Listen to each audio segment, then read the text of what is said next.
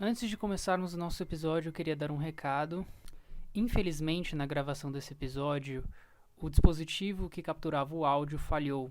Infelizmente, nós perdemos parte do áudio. Porém, nós conseguimos recuperar boa parte da conversa. Providências serão tomadas para que isso não se repita e nós esperamos que você possa aproveitar esse episódio. Muito obrigado. Olá a todos os ouvintes, muito bem-vindos a mais um episódio do podcast Metanoia, podcast esse realizado por estagiários de psicologia da Universidade Paulista, Unip, em parceria com o projeto Justiceiros. Como sempre, eu gostaria de começar apresentando os participantes de hoje, começando pelo Rodrigo Andrade. Opa, olá pessoal, muito bom estar aqui. Vanessa Nonato. Oi, pessoal, é um prazer estar aqui com vocês. E também aquele que vos fala, eu, Raul Zunin. É um prazer estar aqui novamente, né? Juntos nós iremos abordar hoje o tema violência de gênero. Para nos ajudar na discussão desse tema, é com muita felicidade que eu posso anunciar que contamos com a participação do professor Sérgio Barbosa, palestrante, educador, sociólogo, filósofo, especialista em violência de gênero, masculinidade, sexualidade masculina e políticas públicas. Sérgio, é um prazer ter você aqui conosco hoje, para a gente poder conversar sobre essa temática tão importante. Olá, gente, o prazer é meu. Espero poder contribuir e aprender também com as perguntas que vocês irão fazer. Opa, que isso, prazer é nosso. Sérgio, eu queria começar essa nossa conversa já perguntando, para você, o que seria violência de gênero? Bom, a violência de gênero é um conceito muito amplo, complexo, que primeiro parte da desigualdade de homens em relação a mulheres.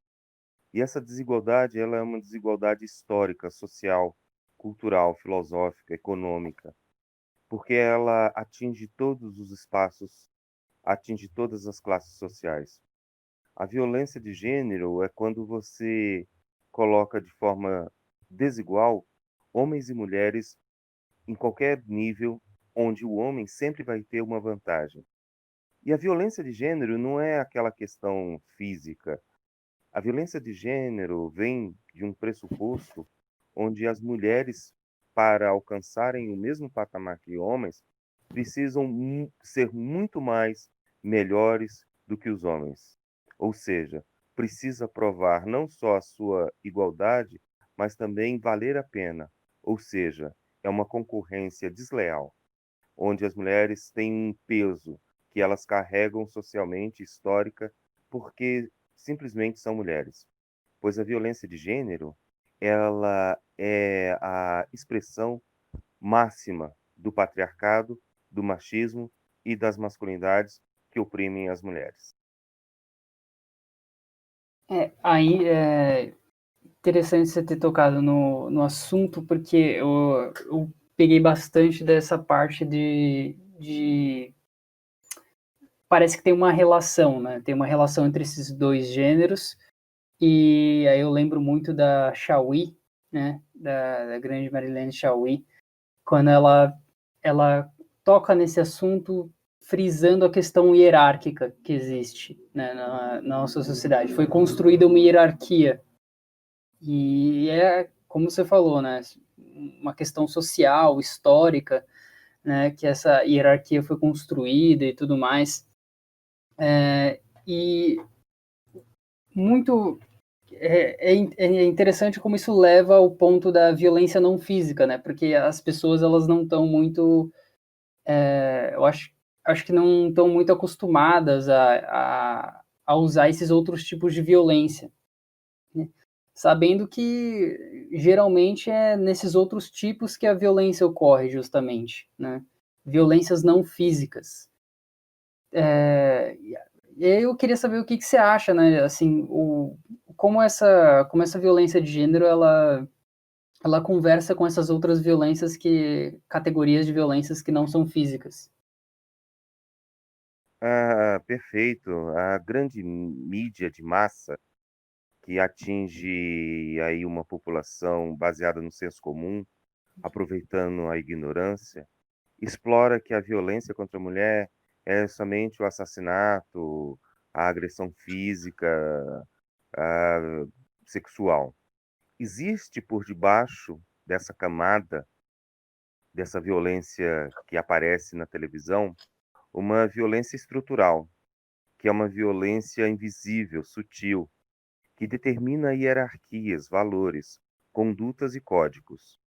Quando Marilena Chauí fala dessa hierarquia, ela está falando justamente de um poder patriarcal que estabelece estruturas onde, nesta sociedade machista, os privilégios de homens sobrepõem às mulheres. Será sempre pensado a superioridade masculina em detrimento à feminina.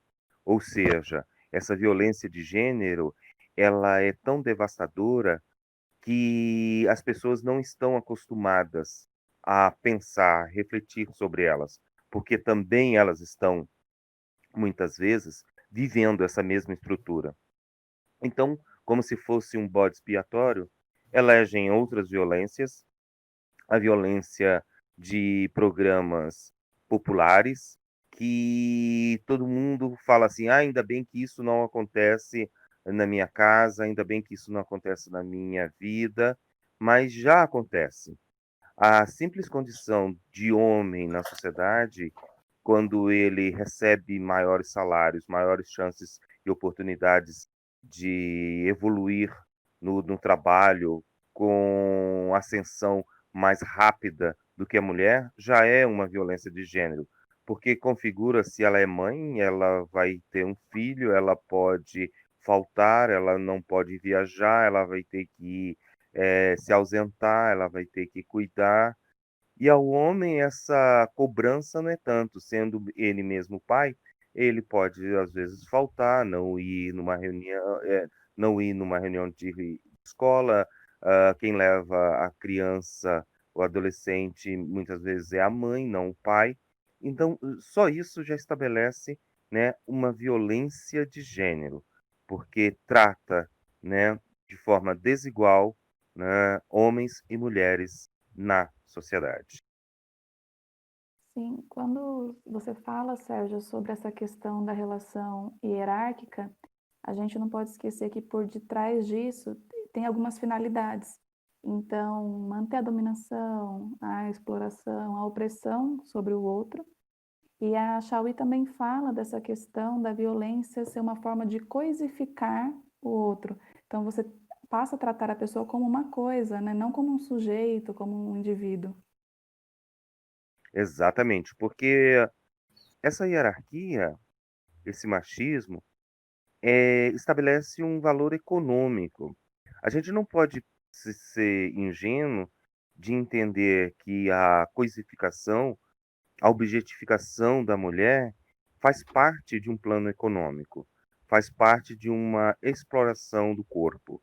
Ou seja, toda vez que eu estabeleço uma relação de poder, de exploração, de dominação, eu obtenho um lucro sobre essa exploração. Então, é por isso que eu mantenho a mulher submissa numa sociedade extremamente exploratória, que eu quero estabelecer um grau de poder sobre a outra. Então, a dominação, ela é uma dominação econômica, ela é uma dominação política, ela é uma dominação cultural do masculino sobre o feminino. As eleições mostraram isso, né? O poder político é uma referência ao poder econômico. Infelizmente, como diz Marilena Chauí, nós estamos fadados a esse modelo exploratório, onde a mulher passa a ser um objeto, onde a mulher é coisificada, onde a mulher é tido mais como um elemento exploratório do que uma parceira, do que uma pessoa com quem eu possa compartilhar no mesmo horizonte situações de vivência e de experiências. Interessante até essa questão que você trouxe sobre as eleições, né? Porque é um exemplo público dessa manifestação. E nós conseguimos perceber que isso acontece não só num movimento público, mas também no privado. Está propagado, está espalhado em diferentes questões, diferentes áreas, seja como eu falei, pública ou privada, da vida de cada um de nós, né? É realmente algo que está quase em todos os lugares, né? É, Sim, você vê, o eleitorado, 52% é feminino. Uhum. E quanto de representação teve aqui em São Paulo da Câmara? É uma representação assim pífia, né? A campanha Vote em Mulheres, ou Eles por Elas, ou Eu Voto em Mulheres, na verdade, assim como diz Antônio Gramsci, né, por que que a Itália cedeu ao fascismo, ao pequeno grupo? Porque a maioria não foi convencida que aquilo era ruim. O que acontece é a mesma coisa, né?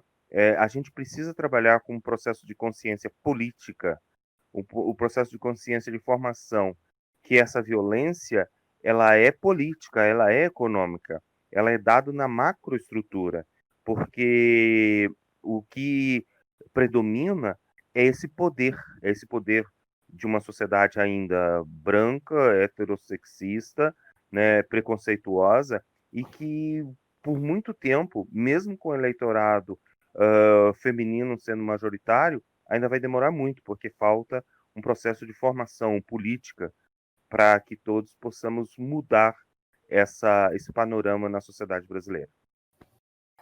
Nelson, a gente. Nelson, desculpa, Sérgio. A gente estava conversando com o Nelson Mitzel, né, no último Sim? episódio, e a gente falou um pouco sobre construção de identidade, né? E aí, o que você me falou lembrou um pouco da questão que até a Vanessa trouxe naquele episódio, que o homem, a gente tem essa questão do homem ser criado para o público e a mulher ser criada para o privado, para o espaço privado, né?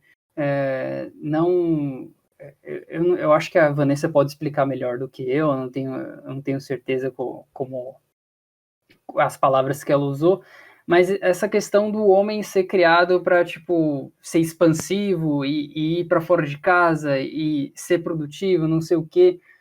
E isso essa criação de identidade, né, construção de identidade, ela mantém esses valores, né, que propagam a violência de gênero. Sim, exatamente.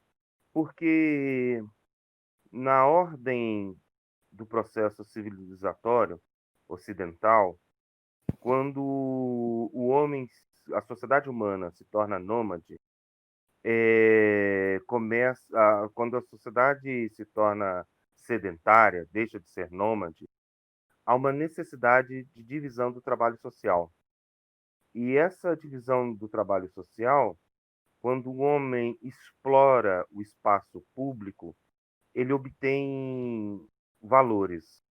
E a mulher no espaço público, no espaço privado, que antes tinha valor, agora é desvalorizado. Porque agora nós temos uma coisa chamada propriedade privada.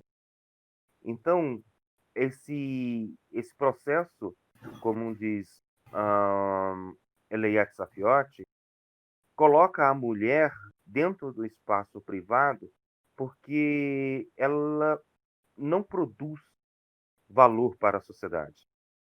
E coloca o homem no espaço público porque ele produz um valor, ele agrega valor. Ou seja, ele precisa de dominar. E a primeira coisa que ele vai dominar é a mulher, sendo que ele não pode gerar filhos, no sentido de ter útero, ele precisa, então, gerar filhos. Porque todo mundo sabe, quanto mais filhos você pode trabalhar na terra, você ara, você cria gado, né? Diferentemente do que as pessoas pensam, né? Uma família posse, antes do processo da energia elétrica, da burguesia e tudo, as famílias eram numerosas e a riqueza era dada pelo número de filhos, porque Uhum. esses filhos eram quase como vassalos de seus pais. E para dominar essa mulher, para ter filhos, era necessariamente, né, que ela ficasse configurada no espaço privado e o homem no espaço público. Ou Uhum. seja, o público administrando, né, a forma de exploração econômica desse privado.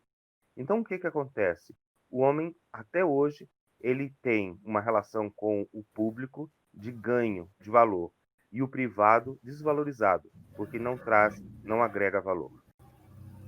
Nessa questão de dominação ainda, a gente consegue perceber que para um homem alcançar lugares de status, profissões que a sociedade colocam como mais valorizadas e acabam enaltecendo, existe sempre uma mulher por trás. Então, ou é uma mãe, ou é uma esposa que está ali fazendo as coisas em casa para que ele consiga esse espaço fora. E a mulher, quando ela vai para o mercado de trabalho, ela continua com essas obrigações, né? Então, ela tem os filhos, ela tem as tarefas de casa e ainda tem o trabalho. E poucas vezes os companheiros ajudam as mulheres nessas tarefas e ainda precisa dar conta de tudo isso dentro de casa e fora, né? Então, a gente vê também como os caminhos são diferentes e um tem mais obstáculos para se chegar do que o outro, né? Exatamente. Porque é um pensamento machista. Eu já participei de alguns eventos onde o cara chega, pega o microfone e fala: eu agradeço essa premiação, agradeço o sucesso que eu alcancei, porque por detrás de mim tem uma mulher, né? Ou seja, ele reconhece publicamente, de forma inconsciente, que ele só chegou naquilo ali porque ele tinha uma mulher. É um discurso machista, Uhum, porque ele esquece que esse trabalho, essa tarefa doméstica é o que garantiu a ele maior tempo no computador, maior tempo no trabalho, maior tempo buscando informações. É o que acontece na pandemia, né? Uhum. Muitos viram estatisticamente o número de projetos, de artigos, de mestrados concluídos por mulheres. Desculpa, Sérgio, teve uma queda aqui do gravador de áudio, né, mas já voltou sem problema. Eu estava ouvindo aí o que você disse, e aí é, essas duas coisas que você falou, né, que os filhos naquela época eles eram tipo vassalos e tudo mais, e aí depois com a descrição que a Vanessa fez, fiquei pensando o quanto não parece que essa relação ainda é verdade, só que agora com a mulher, né? A mulher é praticamente um vassalo, porque ela está fazendo uma carga horária, ela não está sendo paga, assim, é basicamente a mesma coisa, né? É um ciclo se repetindo. E eu não sei o quanto, né, isso está certo ou não, mas a gente viveu bastante tempo nessa condição, né, pelo menos a sociedade ocidental, né, pelo que eu saiba, de viver nessa questão com a economia sendo baseada na agricultura e na posse de terra e ter filhos e tudo mais. E só agora, recentemente, que isso foi mudando, né? Então, você considera que a gente está num momento de transição, talvez, e seja isso que está acontecendo, a gente está se reorganizando? Essa reorganização, com o advento do mundo tecnológico, do trabalho em casa, das facilidades hoje do mundo online virtual, muitas vezes reforçam essa desigualdade, Uhum, porque em determinados momentos, quando esse homem traz o trabalho para casa, ele ignora o trabalho de casa. Mas uhum, a mulher trazendo o trabalho para casa, ela soma esse trabalho de casa, uhum, porque ela não deixa de ser aquela pessoa que vai cuidar das coisas. E pelo que eu tenho visto, junto com colegas, pesquisas e outros estudos, ainda estamos repetindo essa mesma lógica, agora de uma outra forma. uhum, Ou seja, ainda estamos utilizando os mecanismos de dominação, de superioridade, do espaço público, para deixar a mulher submissa, e isso está sendo muito cruel, né? Veja o número de mulheres que estão recorrendo a medicamentos para ansiedade, para dormir, para diminuir a pressão, né? O número de mulheres demitidas foi muito maior do que o número de homens demitidos. Então, existe sim, né, uma situação muito parecida com uma sociedade pré-capitalista, uma sociedade pré-industrial na nossa atualidade. Ou seja, parece que a gente não aprendeu ainda com tudo que aconteceu e que acontece, nós homens, a entender essa sociedade de forma dinâmica e, principalmente, promover a equidade entre os papéis sociais. E como essa vinda para dentro de casa aumentou os casos de violência doméstica, né? Tanto que a gente vê o projeto Justiceiros, que começou a ser mais falado agora, e o quanto que as mulheres, as crianças estão sofrendo mais, né? E uma outra coisa interessante é que às vezes a gente olha muito para o homem como somente o agressor, mas ele pode também estar dentro desse ciclo de violência, né? Passando por violência doméstica, outros tipos de violência, porque como a gente falou, a violência não é só física. Então, existe toda uma questão de manipulação, violência psicológica e outros fatores que ajudam a configurar, né, essa violência. Sim, exatamente. Nesse período de pandemia, o número de violência aumentou, justamente porque trouxe para dentro de casa, para as quatro paredes, toda a atenção, condensou, né, no espaço doméstico o espaço da frustração masculina, dessa dominação. Então, claro, corroborado aí por várias outras questões também da pandemia, como o medo da morte, como o medo de perder emprego, como perda de amigos, de pessoas queridas, é, não justifica esse crescimento. O que está acontecendo é esse afloramento da violência, porque nós temos, infelizmente, no Brasil, infelizmente, uma pessoa que pensa num país de maricas, que pensa na situação da mulher, que pensa na situação do gay, que pensa na situação de toda outra pessoa, desqualificando, né, as minorias sociais. Coloca na televisão, em horário nobre, a desqualificação, o que ele pensa sobre essa situação, né? Então a gente pode ver que quando um dirigente, uma autoridade, legitima no seu discurso, a população também se sente autorizada a pensar da mesma forma. E por isso há uma reprodução em cadeia dessa violência do macro para o micro. E, Sérgio, você considera que antes de acontecer uma violência doméstica, ocorreu antes uma violência de gênero? Sim, a violência de gênero é o pressuposto, é o que abre para todas as outras violências. A violência de gênero seria o processo ideológico estruturante que demarca as desigualdades. E a violência contra a mulher é a concretização desse processo. Ou seja, só acontece a violência contra a mulher porque tem a violência de gênero. Porque a violência de gênero é aquilo que estrutura, que forma, que modela, que padroniza o comportamento de homens em relação à mulher. E quando acontece a violência contra a mulher, é porque esse homem assume esse posto, assume essa posição e faz acontecer a violência contra a mulher. Então, uma questão interessante, Sérgio, queria até voltar um pouquinho, que você comentou sobre atitude e ações, não só do governo, mas também vindo da grande mídia, né?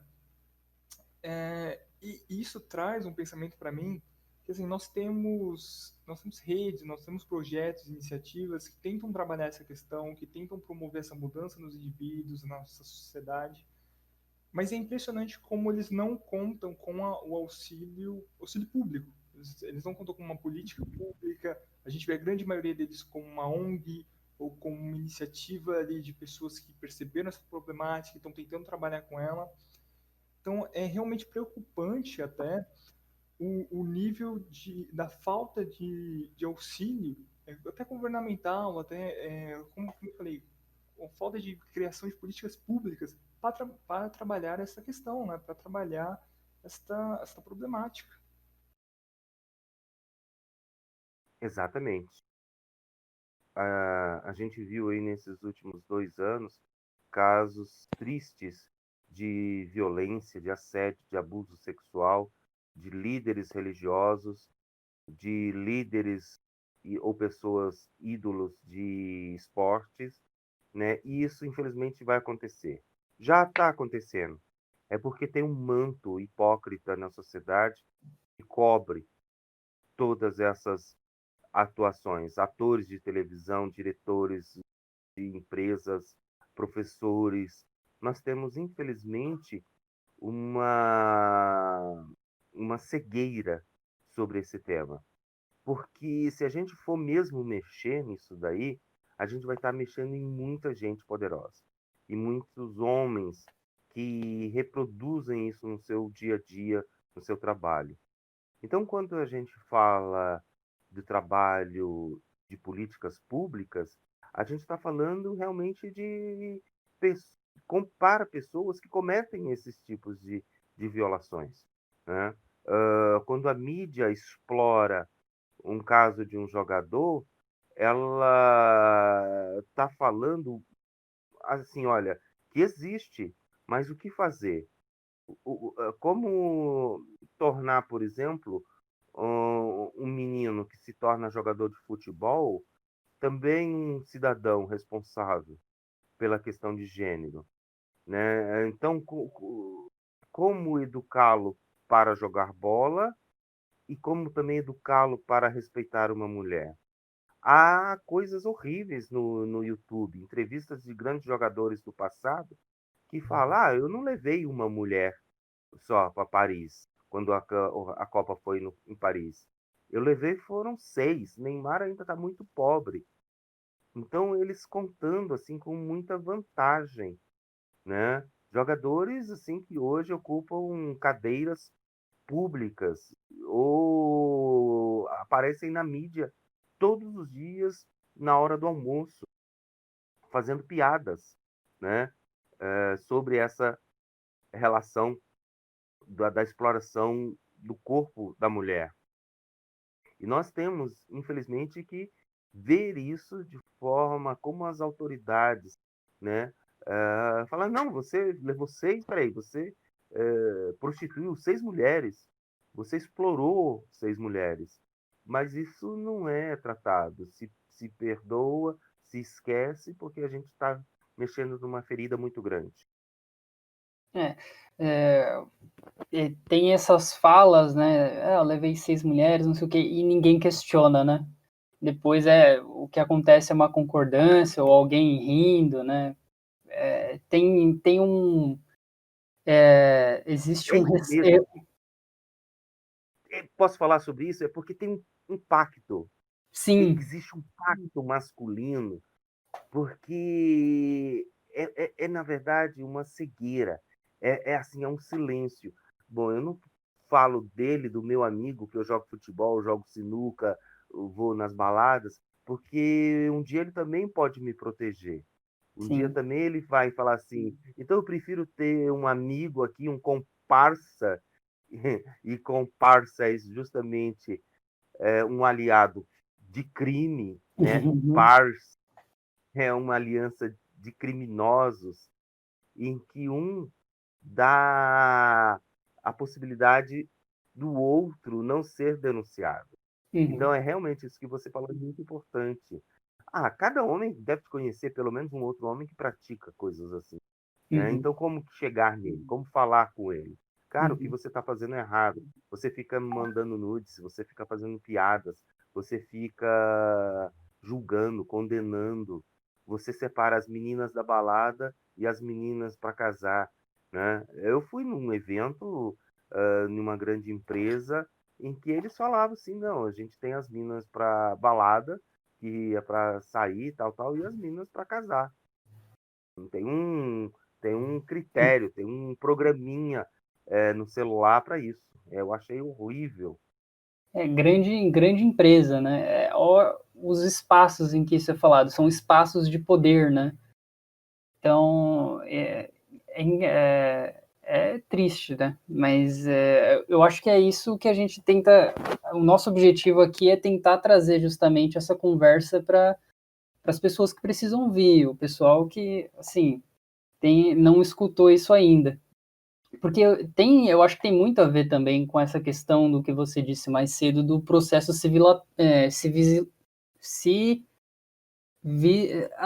esqueci agora. Civilizatório. Isso, exatamente, desculpa, a língua ficou presa. Imagina. E quando você passa por isso, né, e você é meio que inundado, né, nessa socialização, aquela é a sua realidade, né? Aquela é o seu mundo, o processo civilizatório primário do MIDI. Aquilo é o seu mundo, né? E aquilo sendo o seu mundo, aquilo é a única opção. As outras opções, elas são estranhas, né? Elas são novas, elas são alienígenas ao seu mundo. Então, eu acho que isso tem muito que ser quebrado, né? E, não, eu acho que é isso que a gente está tentando fazer um pouco aqui. É curioso como essa fala de vocês, o jogador levou 6 mulheres, não causa estranhamento. Agora, se fosse uma mulher falando que levou com ela 6 caras, como que ela já ia ser taxada, né?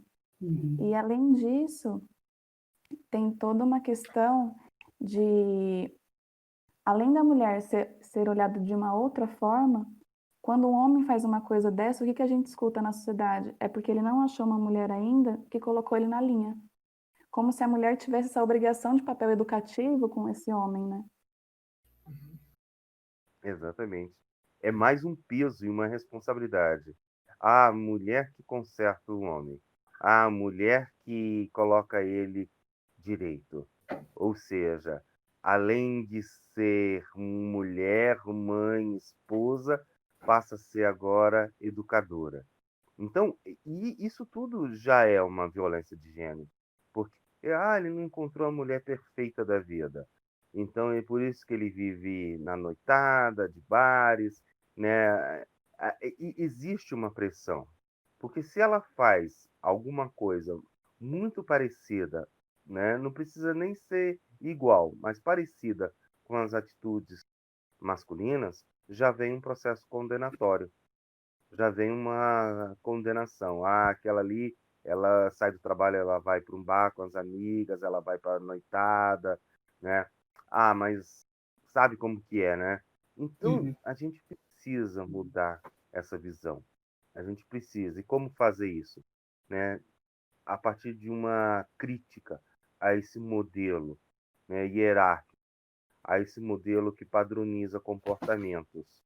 Essa forma que a gente vê na sociedade que educa meninos e educa meninas, brinquedos de menino, brinquedos de meninas, porque tudo isso é reforçado nessa educação sexista que nós temos na sociedade, onde com 1 ano, 2 anos, a criança entra na escola, numa creche, ela já aprende banheiro de mulher, banheiro de homem. Como uma criança de 1 ano, 2 anos, 3 anos já sabe isso? Porque já vai agregando valores. Ó, banheiro de menino é aqui, banheiro de menina é aqui. Então já vai separando, já vai criando as desigualdades.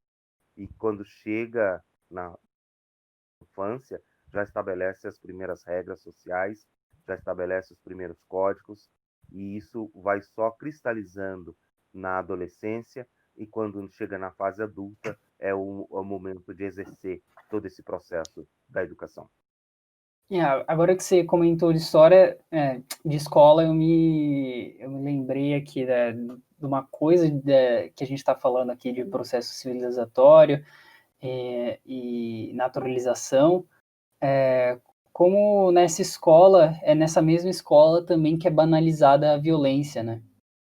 Que é a criança, desde cedo, o garoto, ele aprende a se comunicar, não se comunicar, né, mas ele interage com outro gênero de forma violenta. E aí, quando isso acontece, falar, ele tá brincando com você, é É brincadeira, romantizado. ele tá afim de você, o garoto é assim mesmo, né, puxa o cabelo mesmo. Então, como é instruído essa criança cada vez que é normal você invadir o espaço de outra pessoa, é normal você causar violência a outra pessoa, porque é o que você é, né? A partir de agora você é uma pessoa que bate nos outros. Sim, os E é jovens. no. Desculpa, Sérgio, eu só ia complementar que é no âmbito escolar, né? É a escola, então é uma instituição que está naturalizando isso, né? Desculpa ter te cortado. Não imagina, os jogos infantis, eles são muito violentos. Eles exploram, né? E eles até acentuam essas diferenças biológicas. Os meninos são mais agressivos mesmo, têm mais hormônio, são assim mais explosivos. Então vamos brincar de lutinha, vamos brincar de coisas que reforçam, né, essa masculinidade. Enquanto as meninas são tratadas com mais sensibilidade, com mais carinho, com mais cuidado, porque são meninas, né? Então, a escola é um espaço que, além de banalizar a violência de gênero, ela ressalta a violência de gênero. Ela coloca as caixinhas, ela separa. O masculino é isso, o feminino é isso. E se houver algum processo de transgressão, há rapidamente um processo de punição também. Há rapidamente um processo de separação. E a escola, que deveria ser um lugar de experiências, de vivências, para potencializar a liberdade, a individualidade, a forma como o indivíduo se faz nesse mundo, é um espaço de repressão, é um espaço que causa dor, é um espaço de muito sofrimento para homens e para mulheres. Pronto, estamos. Então, Sérgio, é isso mesmo é isso mesmo que eu queria, né, distinguir. E aí eu tinha pego algumas frases aqui populares para discutir com você. Por exemplo, em uma mulher não se bate nem com uma flor, né? Então, a gente tem esse dado estatístico, né, de violência contra a mulher, a gente tem essa estrutura hierárquica que coisifica a mulher, mas a gente tem essas frases, né, na nossa cultura que, num senso comum, elas dão a entender o contrário, né? Então, como isso acontece, né? O que exatamente é isso? O que essa frase exatamente quer dizer? Olha, a flor é um objeto muito utilizado, é um símbolo, né? É um símbolo de afeto, de carinho, é um símbolo de querer bem a outra pessoa. Quando você dá uma flor, determinadas flores, você está falando algumas coisas. Porém, essa mesma flor, que representa simbolicamente esse modelo de amor, pode também ser um símbolo de raiva, de, de ódio. Então, essa frase é uma frase machista, é uma frase que perpetua o machismo, porque ela esconde, na verdade, essa coisa perversa da violência, essa inversão da violência.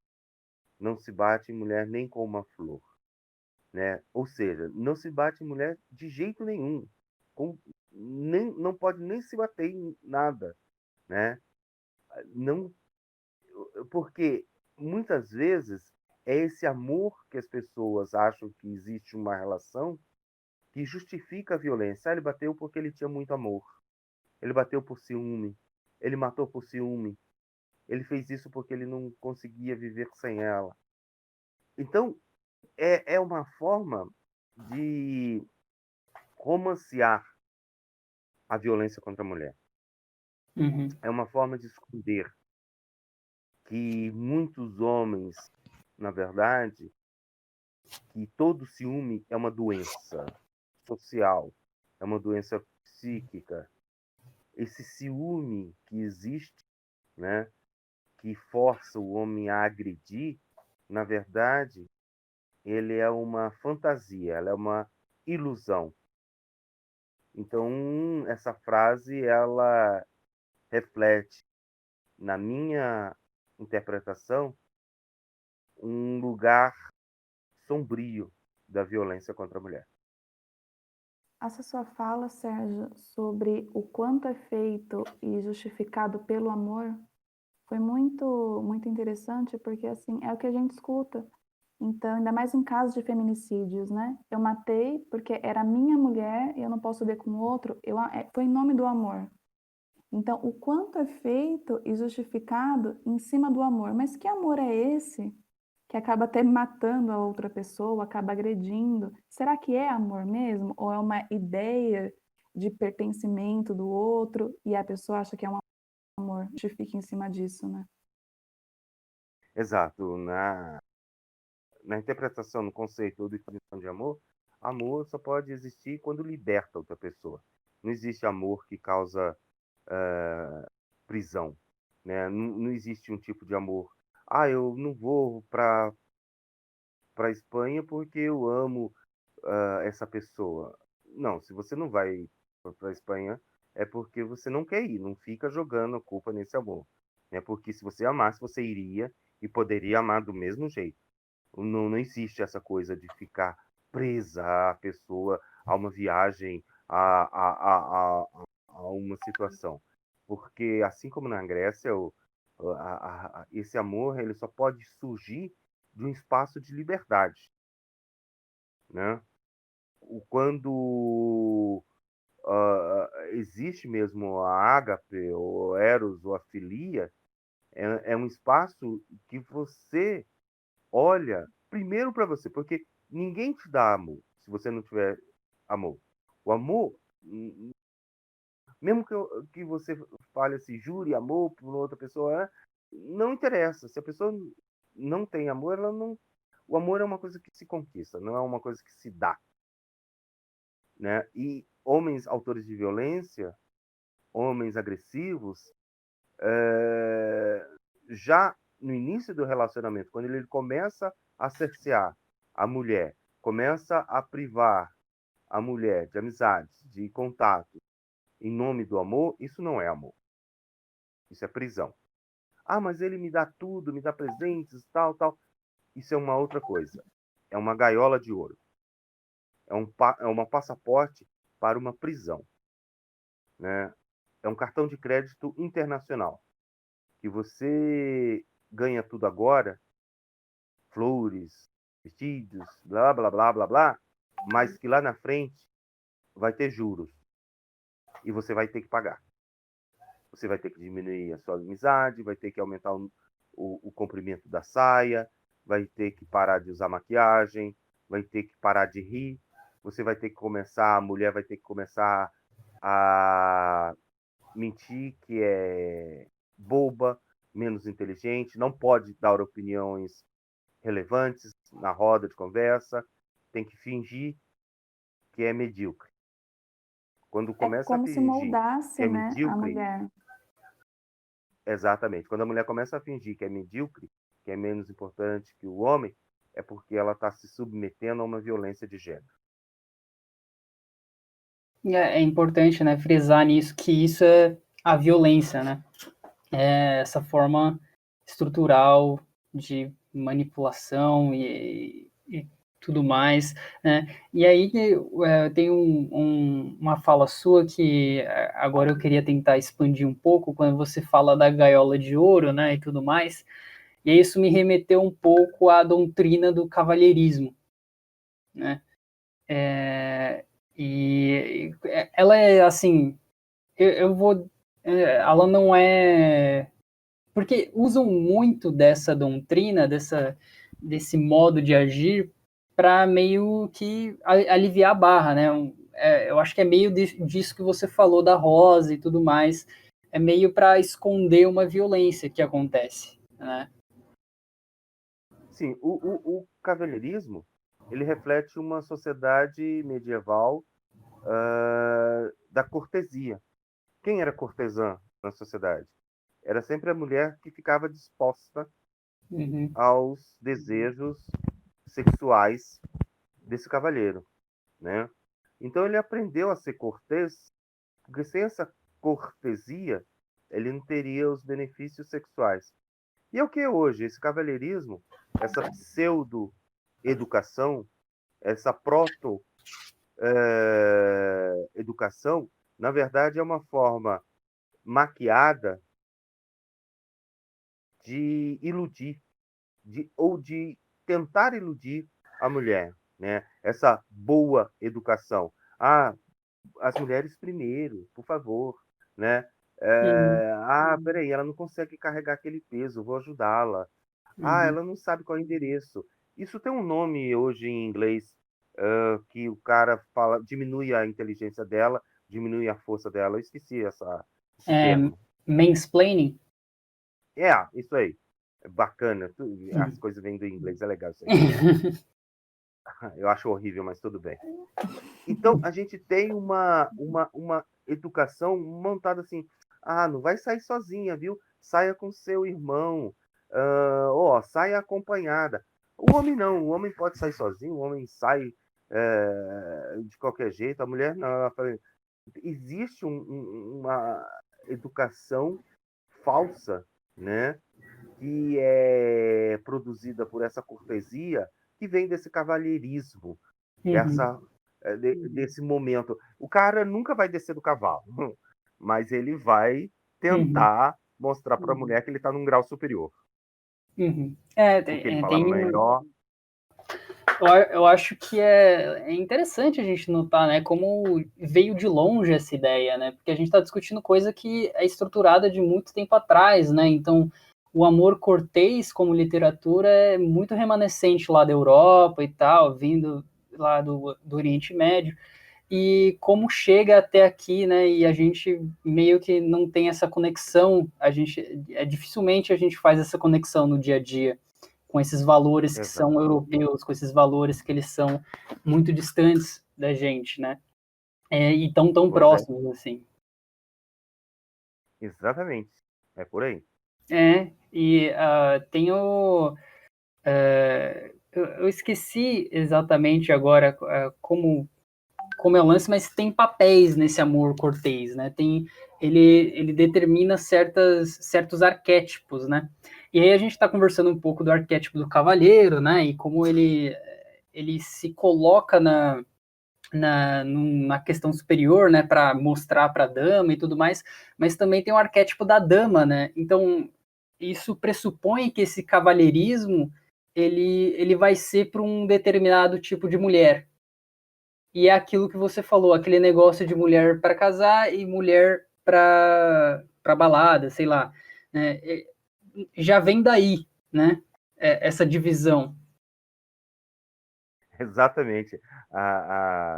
O baile de debutante, ainda hoje bem valorizado, mostrar quais são as virgens disponíveis, né, na sociedade, ou todas de branco, a dança. Então, essa, essa fantasia, esse desenho de Walt Disney, né, essa coisa do cavalheiro que encontra a dama frágil, virgem, totalmente dependente desse cavalheiro, precisa acabar.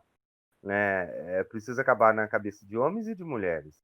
Alguns desenhos da Disney mostram um pouquinho isso, mas ainda reforça esse cavalheirismo. O cara com uma moral muito elevada, né, tratando a mulher de família diferente da mulher que trabalha na taberna, da mulher que tem que trabalhar para se sustentar. E muitas vezes a mulher tem que vender o seu corpo, ou não hoje, mas a mulher que também explora seus prazeres. As mulheres que não precisam guardar a sua libido para dentro de si. Então, existe sim um tratamento bem desigual na nossa sociedade contemporânea de valorizar, né, mulheres que reconhecem o seu lugar e desvalorizar as mulheres que querem ocupar o lugar que quiserem, né? Uhum. Então, existe sim uma desvalorização. Sim, Sérgio, eu queria primeiramente agradecer a participação. Acho que foi uma experiência muito boa, não só para a gente, mas acho que para todos os nossos ouvintes também. Felizmente a gente alcançou o nosso tempo limite, mas antes que a gente acabar aqui, eu queria deixar esse momento final para você. Você passar qualquer mensagem, deixar qualquer recado ou consideração final. Esse momento é seu, Sérgio. Eu vejo que a nossa sociedade é urgente desenvolver projetos como o projeto Justiceiros, para que homens que falam assim, eu não bato, eu não faço isso, não adianta não bater, é preciso fazer alguma coisa proativa, é preciso quebrar o ciclo da violência, é preciso romper com os pactos, com a broderagem, com essa forma escrota de diminuir a mulher na sociedade. É necessário que a gente possa olhar para outro homem e sentir uma cumplicidade do bem, da paz e da equidade. Perfeito. Queria agradecer novamente ao Sérgio, queria agradecer aos participantes aqui, o Rodrigo, a Vanessa também, e agradecer a todos os nossos ouvintes por terem acompanhado mais um episódio do Metanoia, e vocês sabem, né? Como sempre, até a próxima. Obrigado, Sérgio. Vou Obrigado a terminar vocês. meu robô. Sucesso aí para vocês. Obrigado, viu? Foi um prazer.